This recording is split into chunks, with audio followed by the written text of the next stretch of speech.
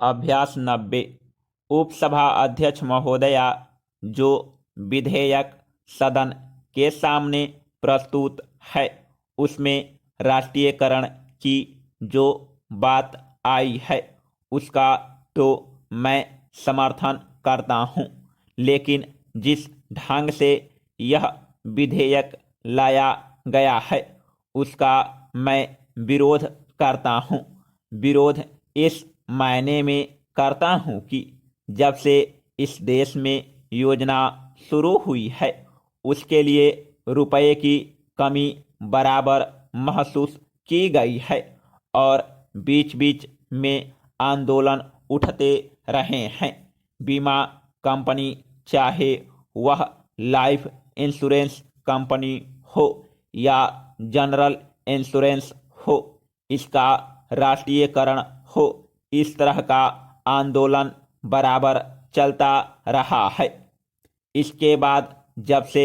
इस सरकार ने समाजवाद की बात कही है तब से इसने संविधान की भी मरम्मत करना शुरू कर दिया है और कहती है कि चूंकि संविधान में कुछ ऐसी धाराएं हैं जिन धाराओं की वजह से जो हम देश में समानता कायम करना चाहते हैं उसके लिए जो जो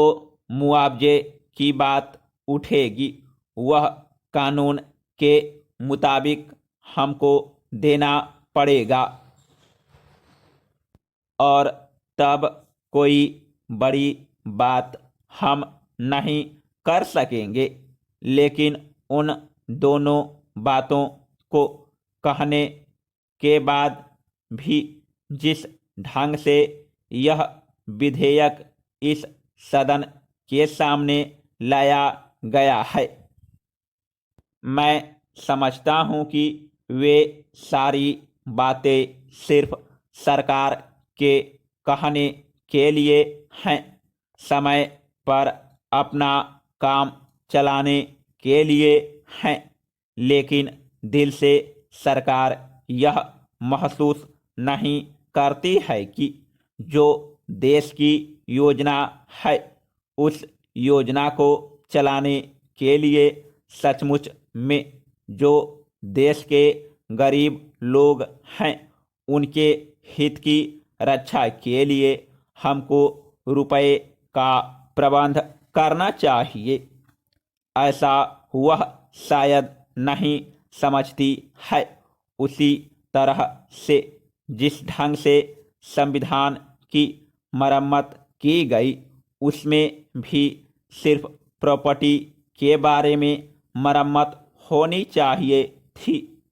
लेकिन सिर्फ प्रॉपर्टी के बारे में मरम्मत नहीं करके जिस ढंग से मरम्मत की गई है उसका यह नतीजा हुआ है कि सरकार ने अपने हाथ में सारा पावर ले लिया है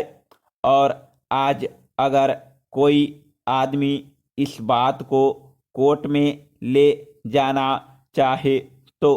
कोर्ट में भी वह किसी बात को नहीं ले जा सकता है। और उसका एक भ्रष्ट उदाहरण हमारे सामने यह विधेयक है। जिस समय लाइफ इंश्योरेंस का राष्ट्रीयकरण हो रहा था उसी समय में इस बीमा कंपनी के बारे में राष्ट्रीयकरण हो रहा था, लेकिन इसके लिए आंदोलन नहीं किया गया और इतने दिनों के बाद आज उसका राष्ट्रीयकरण हो रहा है। और उसके पहले भी जिस समय टेक ओवर हो रहा था उस समय भी यह कहा गया था कि इसका राष्ट्रीयकरण किया जाए, लेकिन उस समय भी नहीं किया गया और उसके बाद 20 महीने के बाद अब उसका राष्ट्रीयकरण हो रहा है और उस राष्ट्रीयकरण के सिलसिले में जिस ढंग से कंपनसेशन दिया गया है वह उचित नहीं है। जब लाइफ इंश्योरेंस का राष्ट्रीयकरण किया गया तो उस समय जबकि उनकी संस्था 252 थी तो उन्हें 5 करोड़ रुपया कंपनसेशन के तौर पर दिया गया। लेकिन आज क्यों जनरल बीमा का राष्ट्रीयकरण आवश्यक है? समाप्त।